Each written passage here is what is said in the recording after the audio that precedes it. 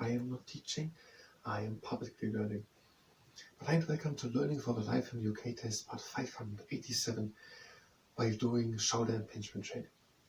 And if you participate in the shoulder impingement training, that's at your own risk. We're going to do it in the second half of the video, and it's about shoulder impingement is when the shoulder is too much in front of the scapula and the biceps is impinged. So we're training that the scapula is further behind. If you participate, it's at your own risk. Now, before we are going on with what we stopped in the last video, I want to tell something. It's not important. I want to say that at the beginning, but it's not important because then there's no great conclusion. But the story is, I was searching for a name for an exercise, and I needed to know what the name is of mountains or of glaciers, the place where it suddenly goes down inside of a mountain. And it seems like these things are called cerveses. I think you know what I mean. I don't know how it's pronounced. I just needed a name. Now, and then I came across a story, and that story is about two mountaineers. And now we are already having the first coincidence to a thing, because I don't really know what a mountaineer is. I still don't know the difference between climbing and mountaineering. Walking seems to be walking. Hiking seems to be walking on a path, but with more energy and also with a few mountains and hills. Climbing seems to be really climbing, a cliff up. Now, what is mountaineering? There were two people, mountaineers, and one name was Simon, and the other one was Joe Simpson. Now, and in 1985, they were climbing somewhere. I didn't really, I just flew over it. We were climbing somewhere. And we were up to the top, and then we were down again. And then there was a storm, and we were going down the mountain, and then there was a problem. We were somehow 50 meters apart on ropes, and then we suddenly got stuck. The one person made a fall, and he broke his leg, and so the other one was, I don't know what it's called, was bringing him down, winching. Very other coincidence to the big bandits, the big. And now when they were stuck, the one person on the top who was maneuvering the jobs lost one of the things important to do it, because he had cold hands. And no, he couldn't bring the other person up again, and they were just hanging there on the cliff on the mountain. And they hang there for 1.5 hours. And then the person on top decided that he couldn't wait any longer, because the job where it was fixed on the cliff was slowly breaking out, and they both were about to fall down to death. So he decided to cut the rope, and his comrade was when he left him to fall into death. But he didn't die. He did not fall completely down, just a few meters. And then he fell into such a cervix, 60 meters down. Did he fall in so in the middle of a glacier or mountain, right down, 60 meters down, did he fall? But he survived. The other person on top then climbed back and then started to climb down the next 2-3 days. No, he didn't not climb. He made himself a shelter because of the storm, and then he climbed down 2-3 days later. So the other person down there would fall down with a broken leg, then woke up a few hours later, and his leg was in ice, so he couldn't climb on. He couldn't climb up again, so he decided to go deeper down into the cervix. And when he came to a glacier bridge, a steep slope was written, and then I think he climbed it up. There was nothing said about how, whatever, he even got the cervix deeper down the word I wanted to look up. And when he made it out, and he actually both survived and both came out. 2 days later, they came to the other mountaineers, the other people who were climbing with them, and they both survived. Now, and that story came then out in a book in 1988, 3 years later. And the book has the title Touching Void. And then in 2003, there was a movie then, Touching the Void. And that is a movie which we learned as one of the notable British films, Touching the Void. And it's a documentary about the thing, a survival documentary. And it won a prize at the BAFTA, at the British Academy for Film and the Arts Awards, whatever, at the BAFTA. And the prize which it won is the Sir Alexander Korda Prize. So we learned that Sir Alexander Corner and Sir Edward Hitchcock were two British people who went to America and did REG then there. And there is the Sir Alexander Corner Prize, which is obviously named after Sir Alexander Corner, and it's given out at the BAFTA Awards, the equivalent to the American Oscars. And that movie, Touching the Void, in 2003, had got this Sir Alexander Corner Prize. And Touching the Void, that movie, is about these, it's a documentary about these two people climbing there and then falling down and surviving with falling into a service, whatever it's called. Now, as I said, the story is not important, but it is a story. Okay, in the last video we got stuck about the civil service, and the problem is when we want to do a video about the civil service and want to say what the civil service is, and here's something written about the service, our problem is he has not said what the civil service is. And we got seriously stuck. Now, but we are a little better prepared. The first thing is, these civil service people are chosen on merit. Now, I looked up what merit is. Merit basically means on their qualities, on their qualifications, on what they have to offer, on what they have, on their qualities. Simple to me. The next word, which I didn't know what it is integrity. And that means to be truthful. It means to follow the principles. It means to do good and follow the principles even if no one is watching.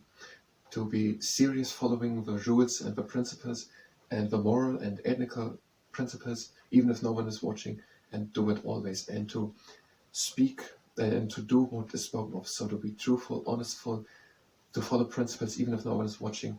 Basically that means integrity. And the next thing, impartiality. That means basically without bias. It means not to take part. Impartiality, in part. It means not to take a part, not to side on one side. It means objective, which is the other one of the core values of the civil service, objectivity. So to not without bias, not to say I think that or that, but just after the facts. That's objectivity. And impartiality means not to bias, not to side with one side, in part, not to take part of one of the two parts. Be neutral. And they also have written that in here. These are integrity, honesty, objectivity, and impartiality, including being political neutral. So impartiality, being neutral, and also then political neutral. So the civil service should have integrity. That means always do good, even if no one is watching. Even if somewhere a police officer just with one or two other people working and no one is watching, always following perfect rules as good as possible. And be honest, so not to lie, and to do honest work, objectivity, to work on facts, and impartiality, not to side on one side, being political neutral, not to say on one side. So, and now we don't have time. We will do now a short impingement training. If you're here to go on with our quest for finding out what the civil service is, even though we basically know the other soldiers, the police, and the other people. But the question is, what about teachers, bus drivers, taxi drivers? Wait, they are not civil service. But what is public service? Is there a difference between civil and public service? So, in a way, we know it. We know it exactly. The police, the soldiers. But what about ambulances, doctors, private doctors, just the NHS doctors? So we know it basically, but it's not written here. And we are on a quest. We will continue with that searching in the next part. If you're here just for that, go directly to the next part. If you're here for the short impingement training, we're doing that now. But if you participate, that is at your own risk. We're having the legs standing stable, and we're on shoulder width wide apart, and we're doing forward short circles. We're going back, up, short, back.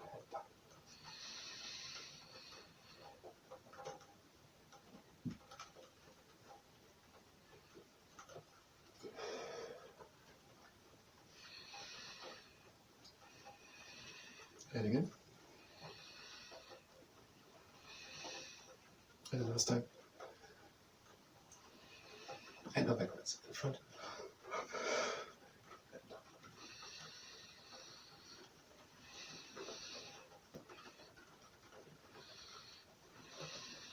And one more. And now we're breathing in and just shoulder side. out and the shoulders down. Again, in and the shoulders up.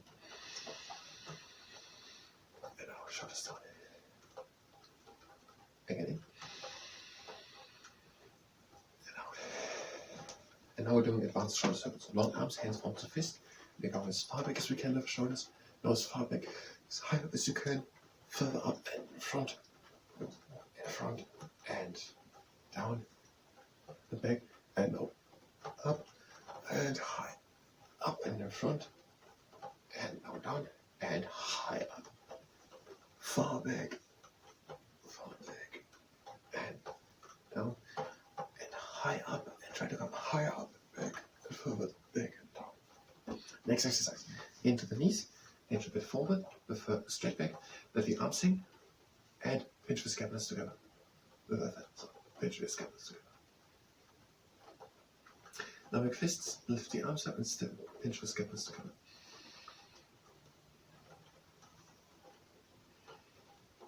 Lift the arms down and the scapulars. And another round. Pinch the scapulars together. With effort. Make fists. Lift the arms up and still pinch the scapulars. Lift the arms down and the scapulars. Something similar. Into the knees. Hinge forward. Jump back. Let the arms hang. Make fists. Turn the arms to the inside. Lift the arms high up and bring them together. Straighten slowly up and bring the shoulders down and together. So the arms, internal rotation, high up and together, shoulders down and together.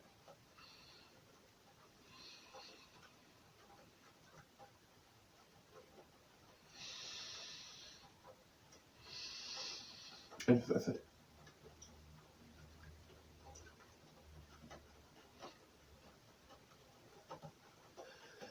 Release. And the second round. Into the knees, hinge forward, with the jump back, let the arms hang, make fists, turn the arms to the inside, let the arms high up, bring them together, straight and slowly up, bring the shoulders down and together.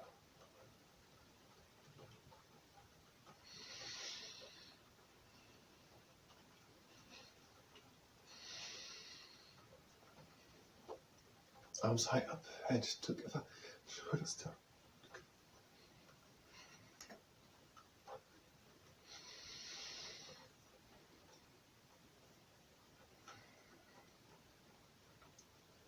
And release.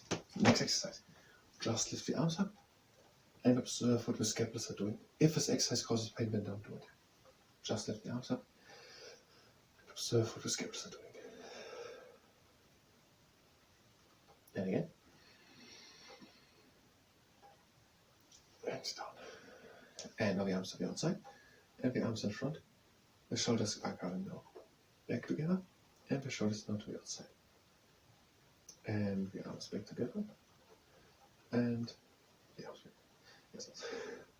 And it was already the last time. Now we're doing the word lifter. Long arms, strong fists, and bring the shoulders down and together. And turn the arms to the inside. Now the arms to the outside, shoulders still down and together. Arms to the inside, shoulders down together. And arms to the outside, shoulders still down. And next exercise. Arms to the outside, hands form to fists, and bring them in front, and shoulders down together. Arms back, and this time also the shoulders changing up and in front. Arms back, shoulders down together. And now arms back, shoulders up, front. And the next exercise, the pretzel cut, arms together and to the outside, just a bit to loosen up and also to observe what the scapulars are doing. The scapulars have quite a lot of movement here, but it's very hard to find. And the last time. And one arm in front with stretching. The shoulders back and down, pull the arm and have flat fingers, try to relax the arm. Go back with the shoulder. So the shoulder is back and down, pull the arm in, have flat fingers, try to relax the arm, go back with the shoulder.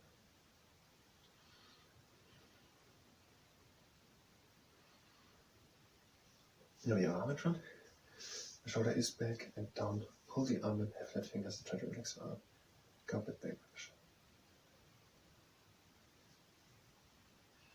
Shoulder is back and down. Pull the arm and have flat fingers. Try to relax the arm. Go a bit back with the shoulder. And that was the shoulder pinch technique. I thank you very much. And until the next time.